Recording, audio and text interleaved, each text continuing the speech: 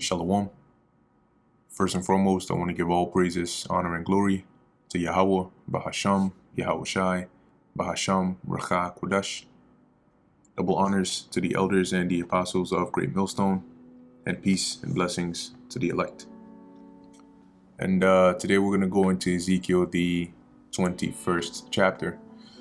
And in the 20th chapter, is pretty much the Lord telling Ezekiel to basically condemn, the wicked elders of Israel that were coming to inquire of the Lord while they were still in their abominable ways, all right, committing idolatry and so on and so forth.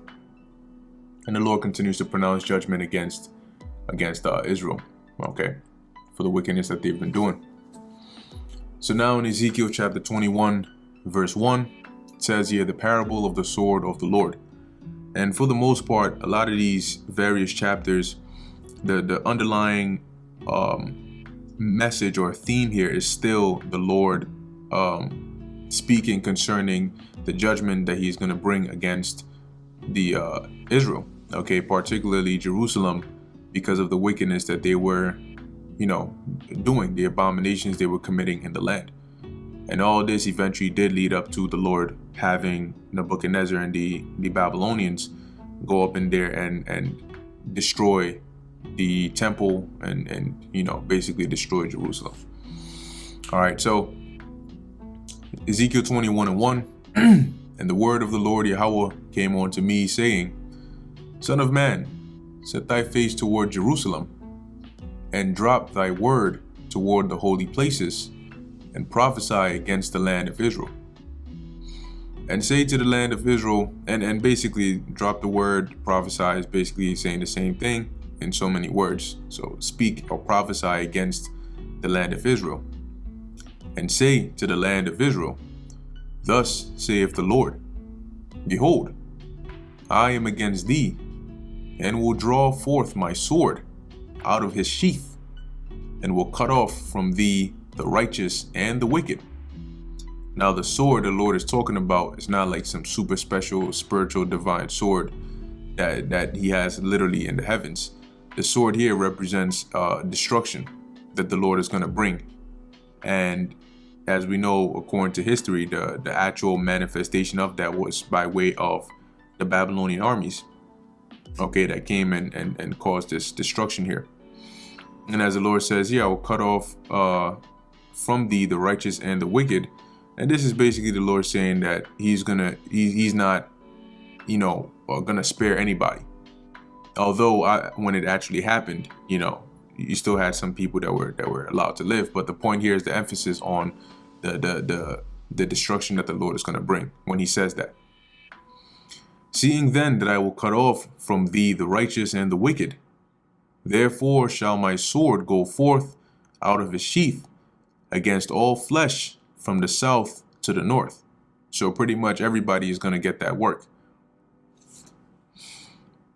That all flesh may know that I, the Lord Yahweh, have drawn forth my sword out of his sheath. It shall not return any more. So the judgment the Lord had pronounced over and over and over again, by the mouth of the different prophets, but in this instance, by the mouth of Ezekiel, the Lord is saying here that judgment is going to go forth.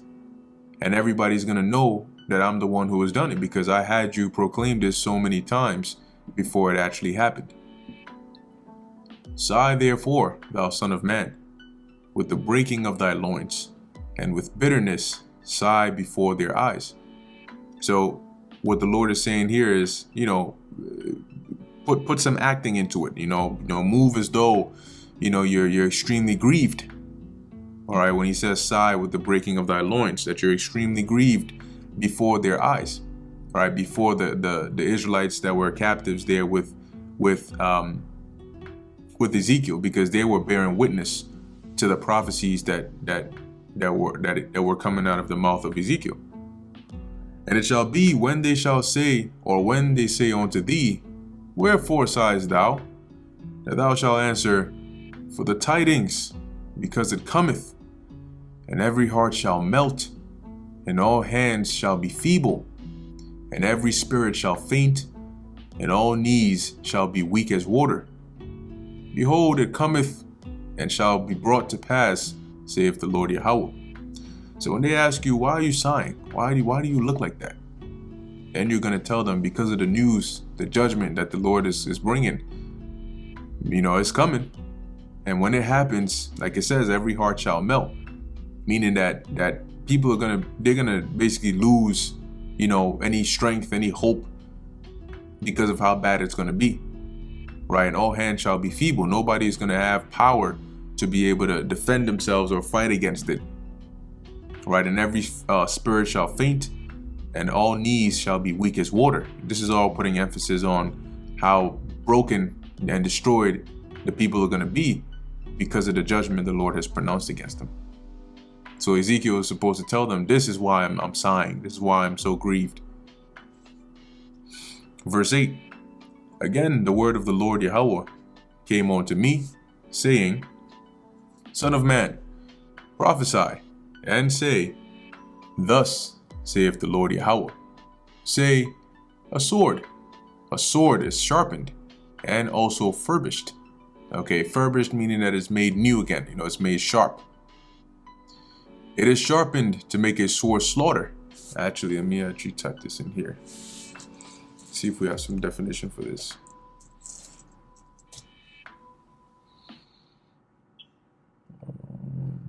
Right, so we're dealing with the same word here. Now, when you go to buy something, typically electronics, you can, when you have a used product, they usually call it refurbished.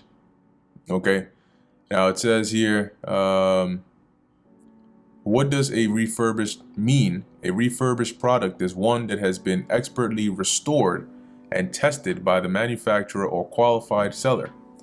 Products are cleaned, repaired, and reconditioned to 100% functionality and then repackaged with new accessories. So that is refurbished, furbished again.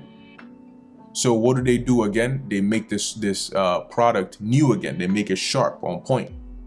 All right, conditioned back to 100%. That is a refurbished. So if something is furbished, not having to be refurbished, if it's already furbished, meaning it's being made almost to the best quality that it can be. So when you're dealing with a sword, for example, one that is furbished will be a sword that is made very sharp.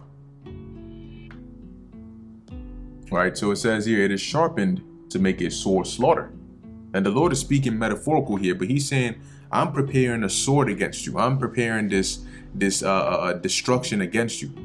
But in the metaphorical sense, he's saying that I'm making this sword sharp, so that when it comes upon you, it's gonna cut down everything. Okay, now historically, like I mentioned before, this was by way of the Babylonians coming against Jerusalem.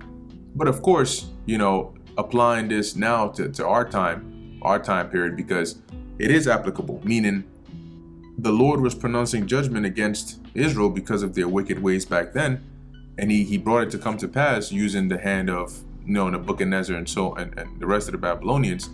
But guess what? In this time, the Lord is using us to also prophesy against our people, against the wickedness that they're doing, about the judgment that he has pronounced against them in this time. So in this time, the Lord is also going to bring a sword. It's just not going to be by Nebuchadnezzar, but this time it's going to be by Esau, Edom, and all the different mechanisms the Lord has put in place. Okay, but like I mentioned in previous videos, dealing more with the historical aspect of this, let's keep on going. So it says here, it is sharpened to make a sore slaughter.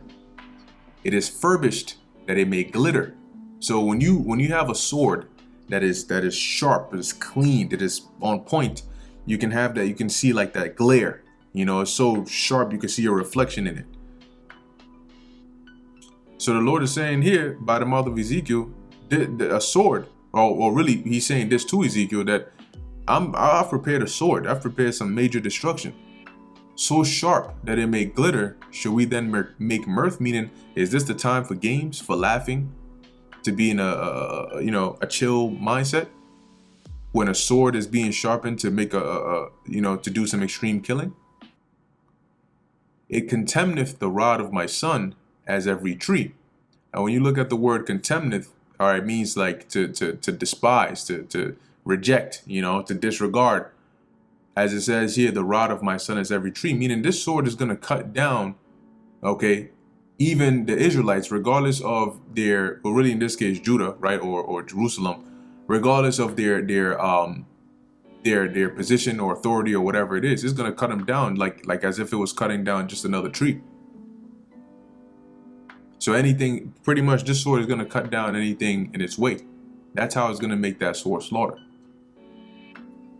And he hath given it to be furbished, that it may be handled. The sword is sharpened, and it is furbished to give into the hand of the slayer. And like I said, this is metaphorical, but representing the Babylonians and what they were going to do. Verse 12, cry and howl, son of man, for it shall be upon my people. It shall be upon all the princes of Israel. Terrors by reason of the sword shall be upon my people.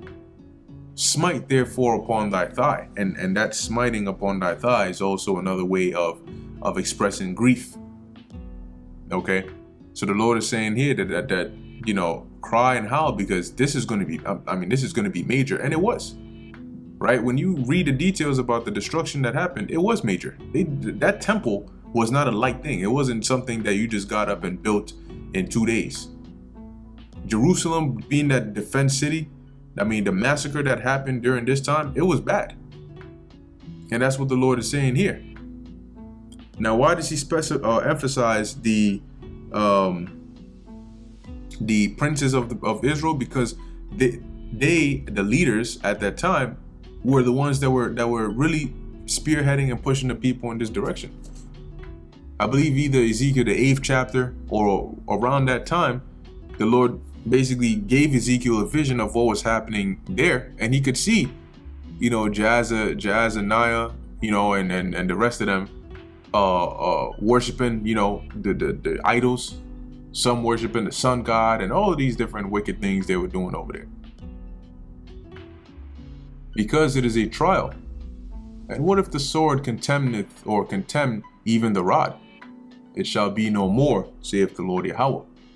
Okay, meaning that if this sword that I'm bringing doesn't even regard the scepter, the rod,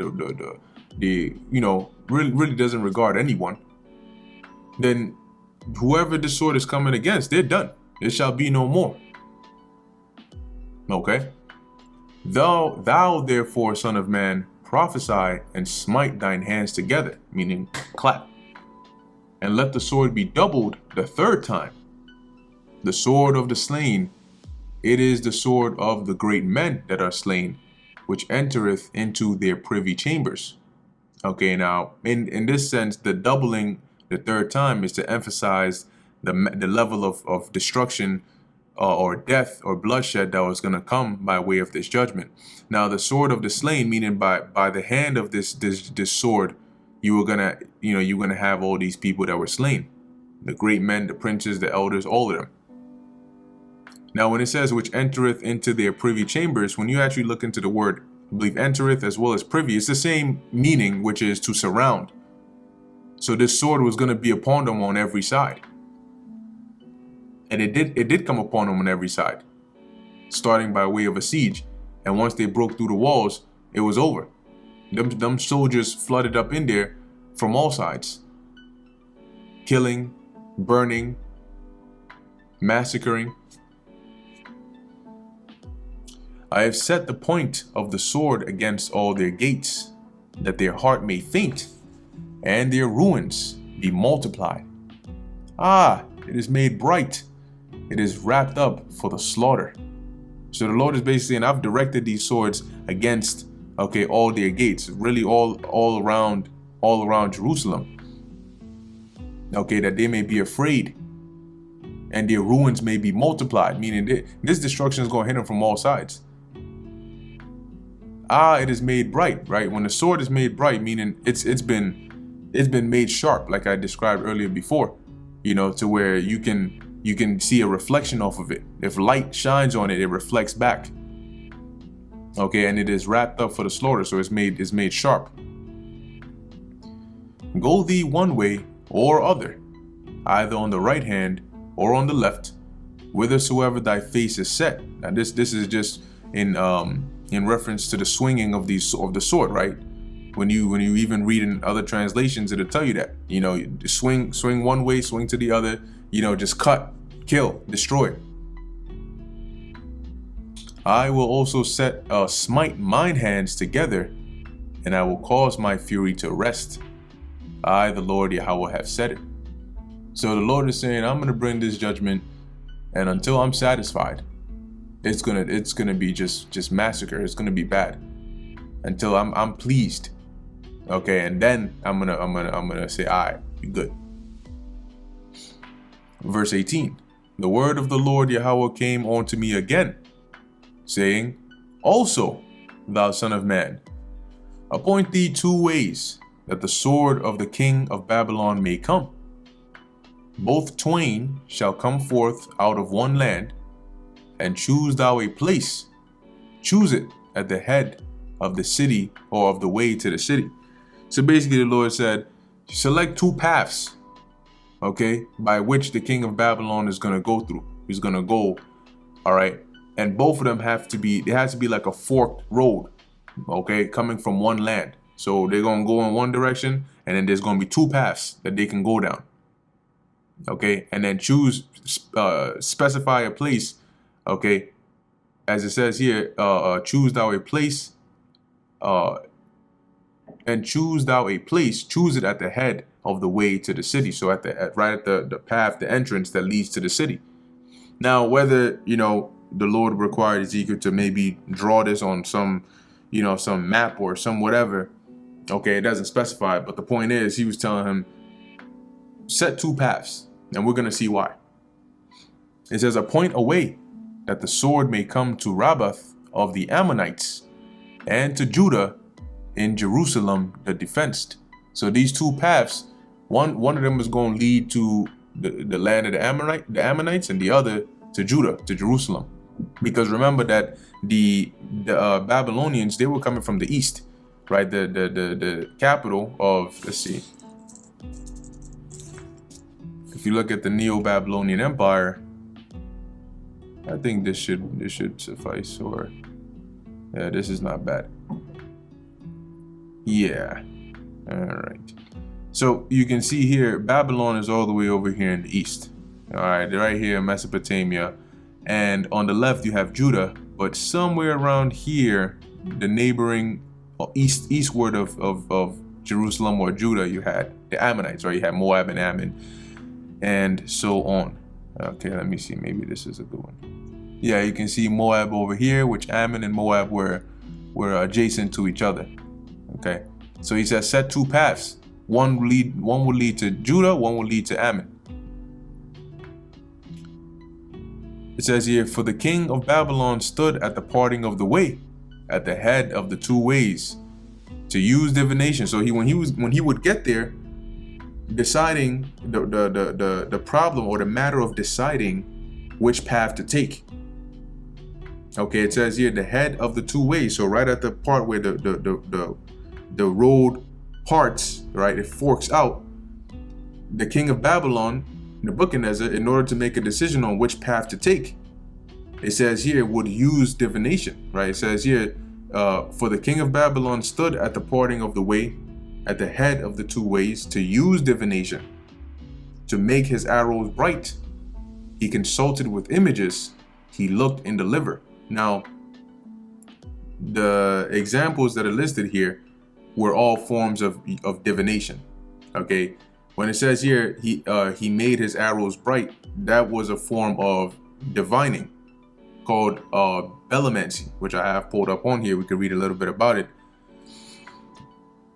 And it says here, bellimancy is the ancient art of divination by use of arrows. And when you divine, okay, as it says here, divination is the attempt to gain insight into a question or situation by way of an occultic ritual or practice. So that's pretty much what we need to know on that. So in this case, Nebuchadnezzar would be trying to find out which path he should go. And they would use divination to be able to answer these questions. Like one example is we had the Most High, but we had the Urim and the Thummim, right? The Urim and the Thummim, where basically we could ask questions and consult of the Lord. These other nations used their forms of divination. So it says here, Belomancy is the ancient art of divination by use of arrows. The word is built upon ancient Greek, belos, ancient Greek, which is romanized as belos. It says here arrow, dart, and so on and so forth. So Belomancy was anciently practiced at least by Babylonians, Greeks, Arabs, and Scythians. The arrows were typically marked with occult symbols and had to have feathers for every method. In one method, different possible answers to a given question were written and tied to each arrow. So, I don't know, you may say something like, who should I attack first, Judah or the Ammonites? And then you would put maybe two arrows and you would write the Judah on one, Ammonites on the other. For example, 3 arrows would be marked with the phrases, God orders it me, God forbids it me, and the third would be blank. So this is another example. The arrow that flew the furthest indicated the answer. So they would have an arrow, they would shoot, the first one, God orders it me. Maybe you want to do something. They would shoot the first one, which God orders it me. They would shoot the second one, God forbids it me, and they would shoot the third one, which is blank. The one that reached the furthest length is what they would use to determine what action to take. So this is a form of their divining, and basically their reasoning is whatever God it is they're serving would control, which arrow. He would have the arrow that contained his answer be the one that goes the furthest, and they would use that to determine what the answer of their God was. So it says, the arrow that flew the furthest indicated the answer. Another method involves the same thing, but without shooting the arrows. They would simply be shuffled in the quiver, worn preferably on the back, and the first arrow to be drawn indicated the answer. If a blank arrow was drawn, they would redraw. Okay, so in this case, you would either shoot the arrows or they would shuffle them, and then you would just reach back at random, pick out an arrow and draw it, and then you would find out, okay, is this, what is the answer on this one? So that was one form of divination. As it says here, he looked, where we at, Ezekiel 21 and 21, to decide which path to go by. The king of Babylon would use divination, right? As it says, he made his arrows bright, i.e. the use of Belomancy. He consulted with images, which are idols, via his priests and so on and so forth. And he looked in the liver, which that was also another form of divining, which the Romans also ended up adopting. But here it says, a common method of divination in antiquity was the inspection of sacrificed animals. The liver was the single organ which summarized the custom of predicting the future among the Babylonians, Etruscans, Greeks, and Romans. And they had special priests that, I forgot the name of these. Let me see. I know the Romans had, Roman priests who could read animal liver. Let's see what comes up here. There we go. Hospices or hospice. So you had here, it says, in the religion of ancient Rome, before even reading this, finishing my point, these people were practiced in knowing how to read the liver of a sacrificed animal to determine what the future would be.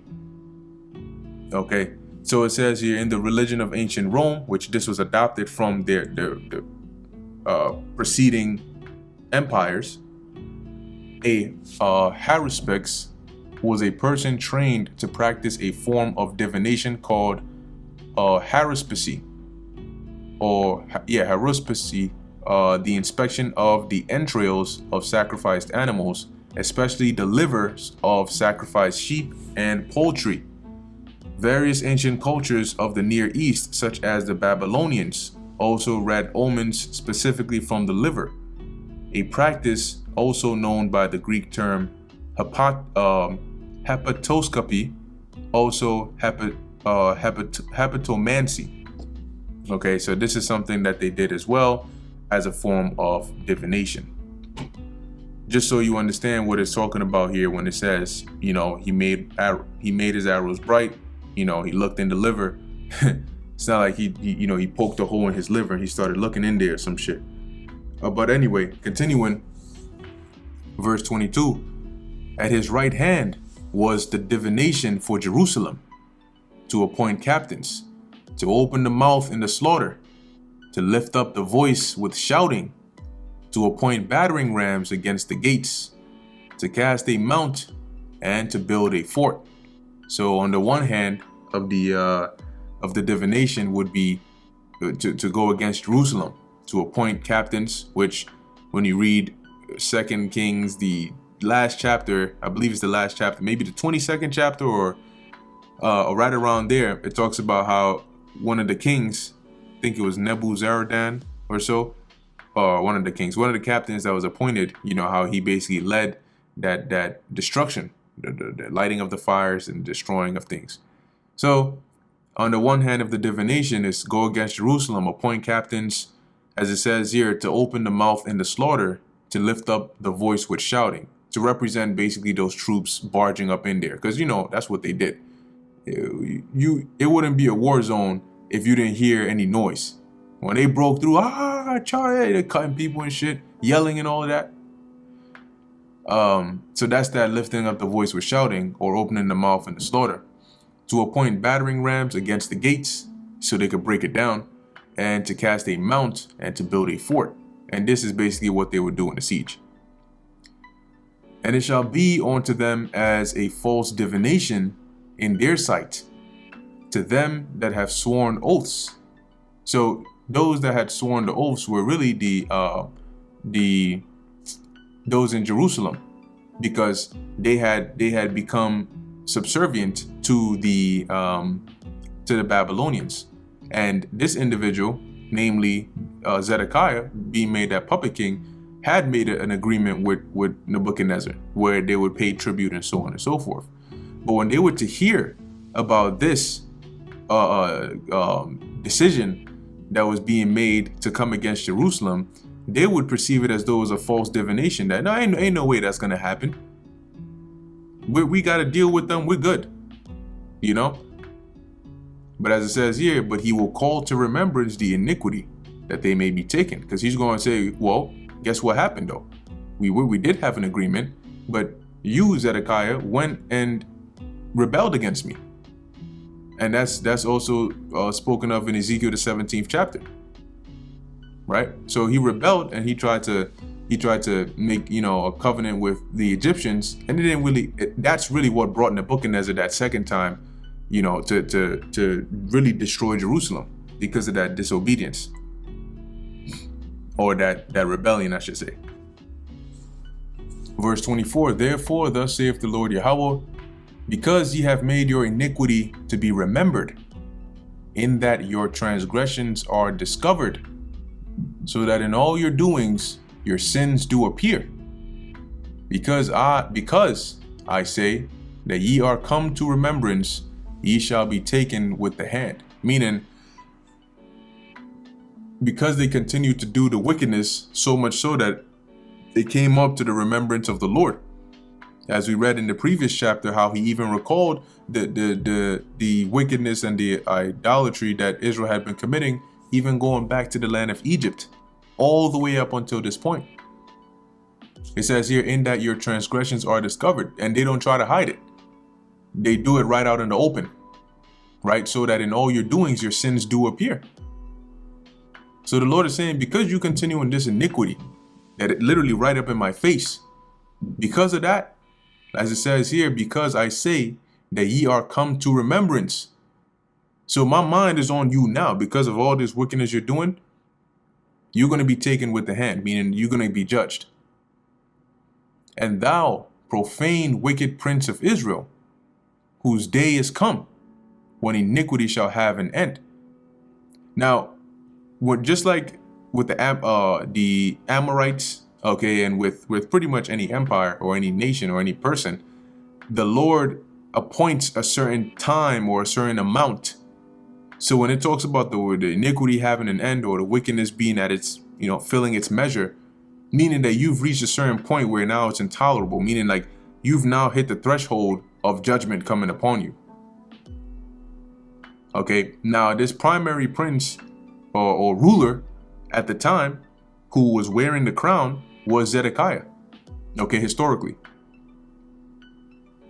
And he was also off.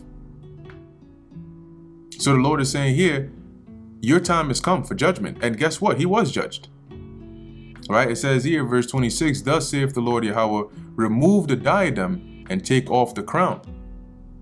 This shall not be the same. Because what ended up happening?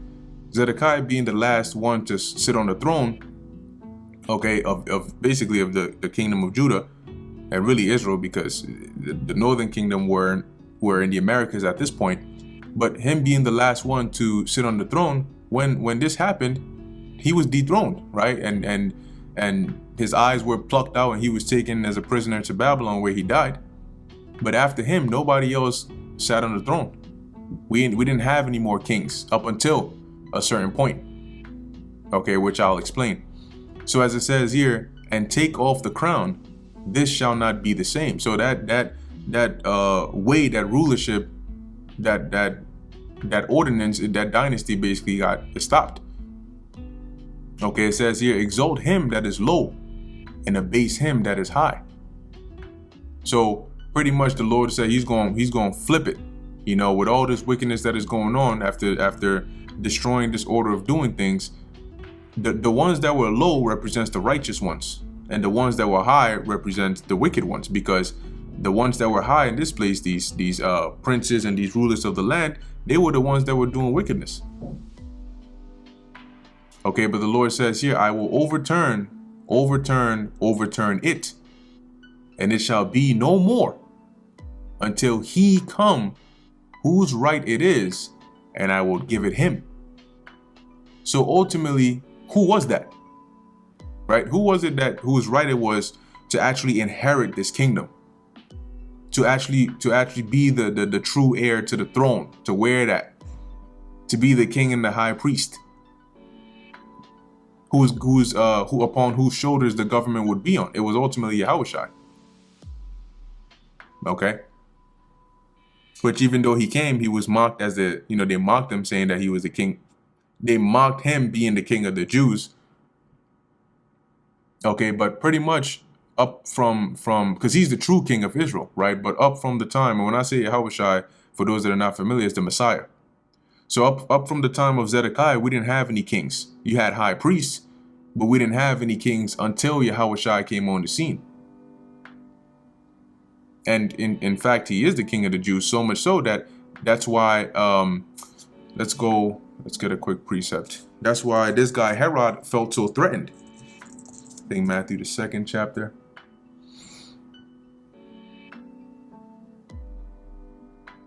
Yep. So this is Matthew 2:1, right? It says, now when Yahushua was born in Bethlehem of Judea in the days of Herod the king, because Herod was put in that position by the Romans. But it says here, behold, there came wise men from the east to Jerusalem, saying, where is he that is born King of the Jews? For we have seen his star in the east and are come to worship him. Now, mind you that after the destruction of Jerusalem by the Babylonians, we didn't have any more kings after that, all the way up until Yahushua's time. Because ultimately he is the one whose kingdom would be an everlasting kingdom. Okay, and I believe there's also another precept I want to get, which I quoted. I spelled that wrong. Here we go. Isaiah chapter 9, verse 6. For unto us a child is born, unto us a son is given, and the government shall be upon his shoulder. So what government is that? The government of the kingdom of heaven shall be upon his shoulder, meaning he is going to bear it. He's going to be the foundation of it. And his name shall be called Wonderful Counselor, the Mighty Power, the Everlasting Father, the Prince of Peace. The Mighty Power, when it says God, it doesn't mean that he is the Most High God. Okay, power, the word God in Hebrew is Allah, which means a power or a divine one. And so, and Yahushua is a divine one, so is the Most High, and so are the angels. But there's, even amongst divinities, there's a ranking. You have the Most High God, the Most High Power, the Most High, the highest judge. Then you have Yahushua, who is also a God underneath the Most High God. Okay, the Everlasting Father, the Prince of Peace, which a father is one that brings forth others. So Yahushua is technically also a father, although he's a father under the Heavenly Father. Okay, did creation not start with him? So it says here, of the increase of his government and the peace, there shall be no end upon the throne of David and upon his kingdom, to order it and to establish it with judgment and with justice from henceforth, even forever. The zeal of the Lord of hosts, Yahweh Bahasham Yahushai, will perform this. Okay. So now let's go back to the book of Ezekiel chapter 21 and 28. And thou, son of man, prophesy and say, thus saith the Lord Yahweh concerning the Ammonites. So now the Lord says, speak against the Ammonites. Because remember, the Lord made us, or made the prophets, as he told Jeremiah, a prophet unto the nations. Because what prophets do is you prophesy, you tell the future, what's about to happen before it happens. Now, like even now in our time, but at the time of Ezekiel, the Lord was going to bring judgment not only against Jerusalem, but of course they were the focal point, because that's who the Lord is most concerned with. But it wasn't just Jerusalem that judgment came against. So the Lord told Ezekiel, prophesy concerning the Ammonites, because they're going to get that work too. That's why he told Ezekiel to appoint 2 paths for the king of Babylon to take. One to Jerusalem, but the other one was to Ammon. So the Lord pronounces judgment against Jerusalem, and then he says, now we're dealing with Ammon, right? It says here, verse 28, and thou, son of man, prophesy and say, that which the Ammonites today are the modern day Japanese. Thus saith the Lord Yahweh concerning the Ammonites, and concerning their reproach. Even say thou, the sword is drawn, for the slaughter it is furbished to consume because of the glittering. So guess what? That sword is going to come for you too. Whilst they see vanity unto thee, whilst they divine a lie unto thee, to bring thee upon the necks of them that are slain, meaning that they were under a false sense of security due to, like it says, they see vanity unto thee, meaning that when they divine, the things that they would tell you would be vanity, it wouldn't be true, right? They divine a lie unto thee. Now it says to bring thee upon the necks of them that are slain. The thee is really the sword, meaning to bring the sword upon the necks of them that are slain. Because by believing a lie, they weren't prepared for the onslaught that was coming to them, which indeed did happen. It says, of the wicked, whose day is come, when their iniquity shall have an end. Because at that point is when the Lord decided, okay, now is the time to bring this judgment. You've been reproachful, you've been committing these iniquities, now the judgment is coming against you. Shall I cause it to return into his sheath? So, and the sheath is what you put the sword back into, right? So the Lord is saying, should I put the sword back in the sheath? I will judge thee in the place where thou was created, in the land of thy nativity, which is really in the land of Palestine. Let me see if I can pull this up. Land of Ammon. Because remember that so here you go. So you have Ammon up here and you have Moab down here. And this area, remember that this is where Lot, which is the forefather, or really the father of the Ammonites and the Moabites, okay, this is where he was dwelling, like around this region in Sodom and Gomorrah, and you had the neighboring 5 cities. But when it was destroyed, he fled. Okay, he fled into the plains, the mountains, and so on and so forth. And ultimately, you can read the story in the book of Genesis, but he ended up becoming the progenitor of Ammon and Moab. So that's why you have their lands right here. But the Lord is saying here, I'm going to judge you in that land. I'm going to judge you in, where does it say that?